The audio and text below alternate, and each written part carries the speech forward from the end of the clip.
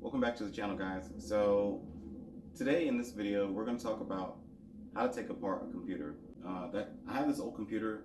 It's been sitting around for a long time, and I decided to get some use out of it. In addition to that, I'm also taking a hardware and software support class at Craven Community College. So I figured, why not show you guys one of the things that we're learning here in class too. So also I'm going to be referring to the textbooks that we're using in class, which is the A plus certification book. So if you're trying to get your A plus certification, this is the book that you can use to study up on and learn some of the tips and techniques. If you're pretty handy already as it is, then you'll probably not, you won't need to dive as deeply as others will, to pick up some of the concepts in the book. So I'll post a link to the description in the description box below where you can pick up this book. So all right, so let's take a look at some of the connections it's got on the back. So anyhow, I'm going to spin this around. There's a power button here on the front. One of the first steps that is mentioned in the A plus certification book is to disconnect all the cables. You want to gracefully power down your PC. That means clicking the start. If it already works, you want to click the start menu, go to settings, computer shutdown, so on, so on. Gracefully shut down your computer. Make sure you take out any kind of removable media, DVDs, CD-ROMs, any kind of floppy drives or floppy disks. And then also make sure you disconnect all the power cables.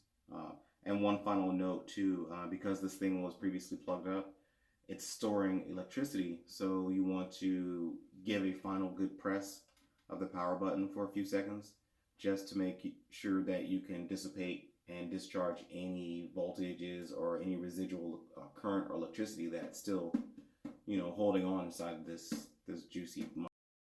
All right, so I'm going to spin this thing around so we can take a look at the back ports.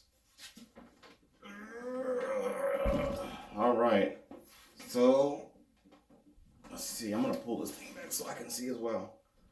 All right, so one of the things that you will notice too is when you're looking at the back of a desktop tower style PC, is that you'll have all your connections on the back, everything that you need to connect. And in order to identify which side is the top of the motherboard inside and the bottom, you'll want to notice the orientation of where the main outputs and your inputs are located. It's on the left hand side, so this would mean that this is the bottom of the motherboard and the top side will be this way. So if you're going to open it up, when you take all the screws from around the side, you want to lay it down that way so that the bottom is facing down and you'll have access to the upper components. Also, you want to get like a small cup or a bag and make note of where your fasteners are going as you go along. Even better, if you want to take pictures, prior to disassembling your PC, that would be a helpful hint too. So, all right, so I have returned with my handy dandy screwdriver, and we're going to start disassembling. I'll start loosening here. All right, boom.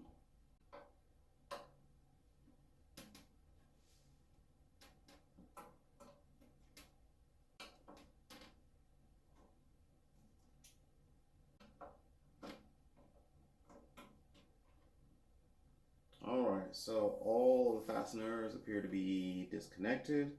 There are some rivets here that don't appear, that you can remove those, and there's some other hardware here that is for ventilation, maybe for a fan afterwards.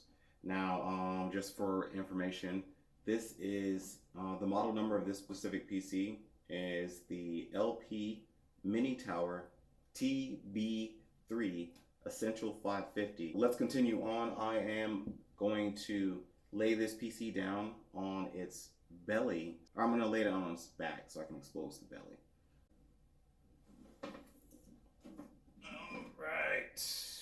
Also in the book, it does say to remove the case towards the rear. So this would be the back of the PC, the other side would be the front. So towards the rear, you would slide it out So let's give it a slide. All right.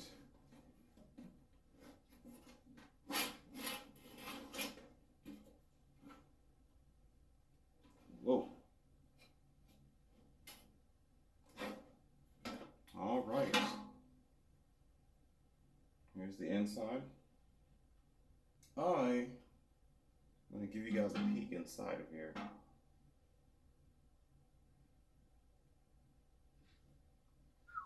All right.